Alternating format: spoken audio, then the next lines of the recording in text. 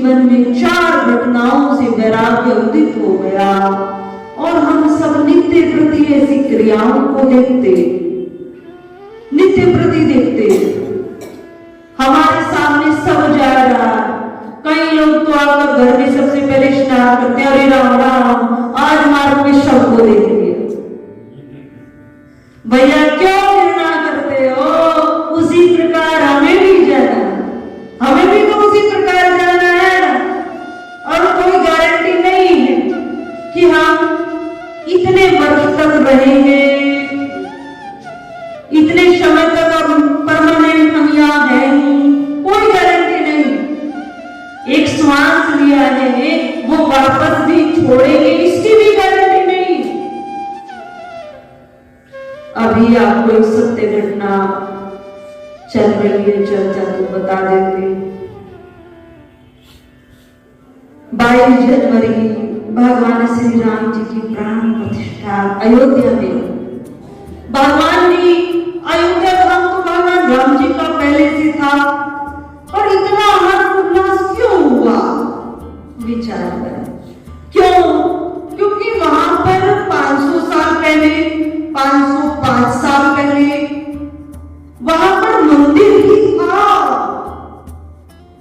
उस मंदिर को तोड़ दिया गया था। क्यों? क्योंकि उस समय जो शासन था तो उसको तोड़कर वहां पर, क्यों? क्योंकि हिंदुओं को जो शक्ति मिलती है ना, वो उनके धार्मिक स्थानों से मिलती है, उनकी संस्कृति से मिलती है, उनके संस्कारों से मिलती है, तो उन्हीं को तोड़ दिया जाए। तोड़कर वहां पर मस्जिद को बनाया। परंतु समय परिवर्तनशील है, धीरे धीरे समय बढ़ा, धीरे धीरे समय बढ़ा। हिंदुओं में कुछ उत्साह उमंग आया, तो उन्होंने कहा कि हम यह मस्जिद को भी नहीं रहने देंगे। ये कुछ समय पहले की बात है, ज्यादा साल इसको नहीं हुए होंगे, 1992 की बात है। तो वहां पर जो धर्मात्मा थे, हमारे स्वामी जी गुरुदेव भी उसमें शामिल थे, जो राम को अपना इष्ट मानते थे कि राम जी की भूमि जहां उन्होंने जन्म लिया वहां पर युक्त मंदिर नहीं। तो इस प्रकार महात्माओं के द्वारा वहां पर उस मस्जिद को तोड़ दिया गया और तोड़कर पुनः रामलला को वहां पर बिठा दिया गया। परंतु उस समय सरकार जो बैठी थी वो हिंदुओं के पक्ष में नहीं थी, मुसलमान ही थे। यूपी में मुलायम सिंह की सरकार थी और धीरे धीरे उन्होंने क्या किया, उसको वहीं पर बैन कर दिया। मत कहने का सेंस ना, निर्णय इधर आया ना इधर आया। धीरे धीरे समय और बढ़ा, समय बढ़ा तो अब बीजेपी की सरकार आई और बीजेपी से पूरे देश में कितने % व्यक्ति जुड़े? हम तो कहेंगे 90% व्यक्ति बीजेपी पार्टी से जुड़े। बीजेपी पार्टी अर्थात कट्टर हिंदू भी कहें और सनातन के प्रति जो पूर्ण समर्पित है वह पार्टी है, सबका हित कर रही है।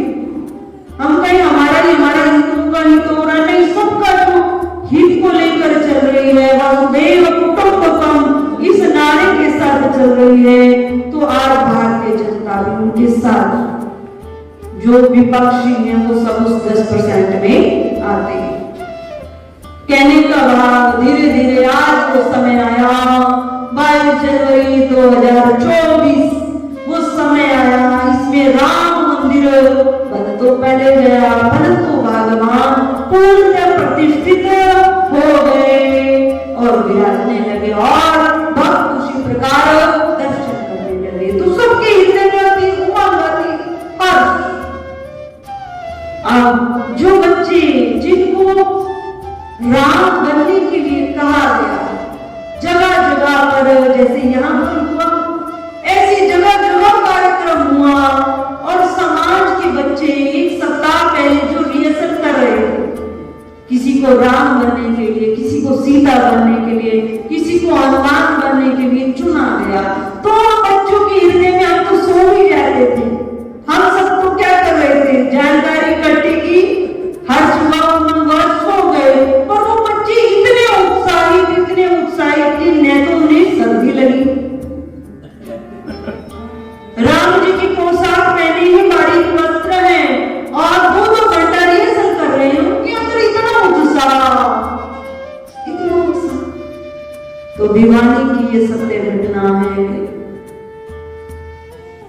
4 बच्चे, 4 बच्चों में राम जी, सीता जी, लक्ष्मण जी और एक हनुमान, जो हनुमान जी थे। तो हनुमान जी हमारे यहाँ जो थोड़े क्या दिखाए गए हैं, थोड़े हेल्दी दिखाए गए। तो वो बच्चा लगभग 22 या 24 वर्ष की आयु का था और भगवान राम जी का जो उस समय बालक रूप में जो बने थे वो थोड़ी कम एज में थे और शरीर से भी पतले थे। सीता जी, लक्ष्मण जी, पर हनुमान जी जब बाद में माननीय प्रधानमंत्री जी ने राम जी की स्तुति की और आरती कर रहे थे, तो आरती के पश्चात जो एक सप्ताह से जो गाना चल रहा था, राम आएंगे, मेरे जन्मों के समस्त पाप कट जाएंगे, राम आएंगे, राम आएंगे तो दीप जलाऊंगी, राम आएंगे तो झूला झुलाऊंगी, चल रहा था। बच्चे ये सब करते थे। समय बढ़ा, भगवान के दर्शन सबने पाए, उस बालक हनुमान जी ने भी पाए और उसके पश्चात सब गदगद हो रहे थे। वहां के जितने साधु बैठे थे सब रो रहे थे, सब रो रहे थे। अधिकांश सबके आंखों में आंसू थे जिस समय भगवान के पहले दर्शन पाए, पर्टिकुलरली पहले दर्शन पाए। उस समय जो डीजे चल रहा था तो उस पे गाना विपरीत कर दिया, हमारे राम आ गए, हमारे राम आ गए, हमारे राम आ गए। अब वो डीजे चल रहा है। अब हनुमान जी का ऐसा कुछ वहां करना था कि राम जी के चरणों में लेटकर प्रणाम करना। अब ये बालक नृत्य तो कर रहा है, राम जी के दर्शन हो गए जैसे यहाँ हनुमान जी कर रहे। वे बालक नृत्य कर रहा है, भिवानी की सत्य घटना है और नृत्य करते करते हनुमान रूप धारण किया है। हमारे राम आ गए, हमारे राम आ गए, घूम कर और सीधे हमारे राम आ गए, राम जी के चरणों में सीधा गिरा, सीधा गिरा। अब जो जनता बैठी मंच पर अधिकारी वो सोच रहे हैं कि राम जी आ गए हैं, प्रणाम कर रहा है। तो 1 मिनट हो गया, वो गाना चल रहा है, 2 मिनट हो गए, तब राम जी ने स्वयं उनको उठाया, हे हनुमान उठो, प्रणाम हो गया, हे हनुमान उठो, प्रणाम हो गया। परंतु वहां हनुमान तो उठे। देखो कितना क्षण लगा इसमें, यूट्यूब पर सर्च कर लेना दीवानी की घटना। अब वहां पर हनुमान तो उठे, 2 मिनट में 3 मिनट हुए, तब जो अधिकारी गण थे वे भी समीप आए और समीप आकर उनको सीधा किया। अब सीधा किया तो उसके मुख पर हाथ लगाया, हनुमान उठो, उनका नाम पुकारा उस बालक का, उठो, पर वो बालक तो वहां है ही नहीं। अब जैसे ही देखा श्वास भी नहीं चल रहे, तुरंत उसको उठाकर कक्ष में लेकर गए, डॉक्टर को बुलाया, लोकली डॉक्टर आया और उसने कहा देखा किस प्रकार शरीर छूटा है। केवल घूमते हुए राम जी के दर्शन किए हैं और मेरे राम जी आ गए, मेरे राम जी आ गए, मेरे राम जी आ गए, चरणों में गिरा तो दोबारा बैठ नहीं उठा। तो जब मृत्यु आती है तो किस प्रकार आती है, ये शरीर कैसे छूटेगा हमें नहीं ज्ञात है। हमारे बुजुर्ग नहीं रहे, हम सबको जाना है, धीरे धीरे जा रहे हैं, धीरे धीरे जा रहे हैं। तो इन घटनाओं को भी यदि देखकर सुनकर हमारे हृदय में वैराग्य नहीं होता तो हमारा हृदय पाषाण है, पाषाण पत्थर। तो कहने का अभिप्राय, हम अपने जीवन में, संसार में इस प्रकार की घटनाओं को देखते हैं, सुनते हैं, पर हमने अपनी कानों का विषय बना लेते, कानों का विषय, उन्हें विचार और चिंतन का विषय हम नहीं बनाते हैं। जब तक हम उन घटनाओं का बार बार चिंतन नहीं करेंगे, मनन नहीं करेंगे, तो वैराग्य भी जागृत नहीं होगा। गौतम बुद्ध ने जाकर इन घटनाओं पर विचार किया, चिंतन किया और अपने जीवन को तुरंत उसी अनुरूप बनाया।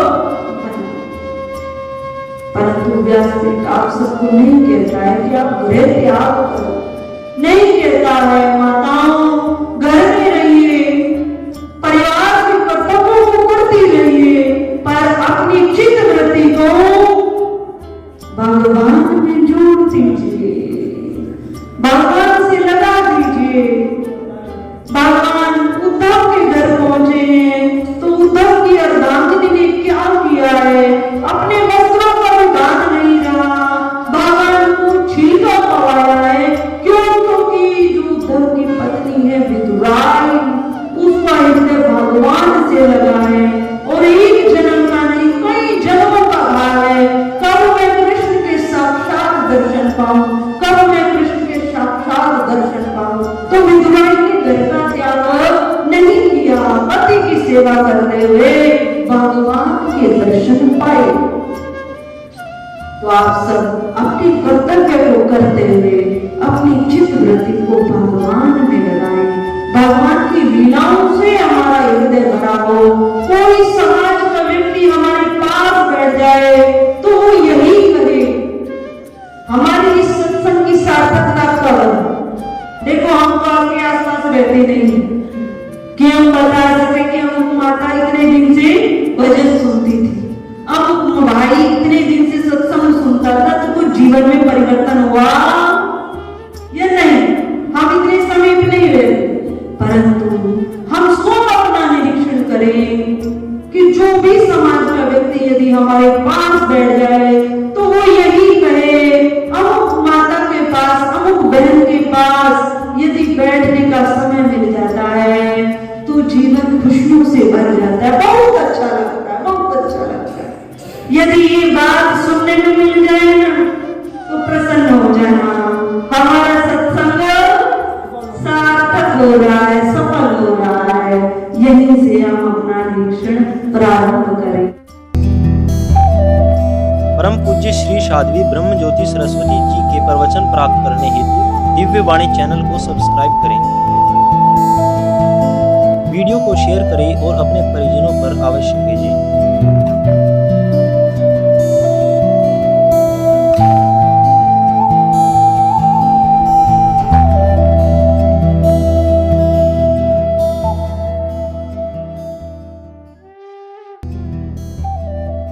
परम पूज्य श्री साध्वी ब्रह्म ज्योति सरस्वती जी के प्रवचन प्राप्त करने हेतु दिव्य वाणी चैनल को सब्सक्राइब करें, वीडियो को शेयर करें और अपने परिजनों पर अवश्य भेजें।